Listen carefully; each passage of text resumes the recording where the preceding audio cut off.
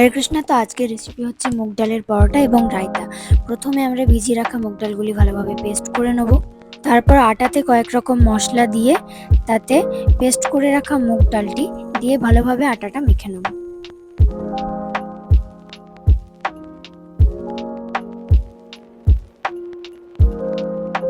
এরপর সেই মেখে রাখা আটাতে কিছুটা সাদা তেল দিয়ে 5 মিনিটের জন্য রেখে দেবো।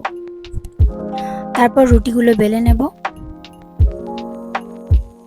এরপর তাওয়া গরম হলে রুটিগুলো ভালোভাবে সেঁকে নিয়ে কিছুটা তেল দিয়ে ভালোভাবে পরোটাগুলো সেঁকে নেব। পরোটা রেডি। এরপর রায়তার জন্য একটা পাত্রে সামান্য দই, টমেটো কুচি, ধনেপাতা কুচি, নুন দিয়ে মিক্সারটা রেডি করে নেব। এরপর সাঁতলে নেওয়ার জন্য সামান্য ঘি, শুকনো লঙ্কা, কারি পাতা, গোটা জিরে দিয়ে এবং হিং দিয়ে সেই দইয়ের মিক্সচারে সেটা ঢেলে নেব। ব্যাস, রায়তা রেডি।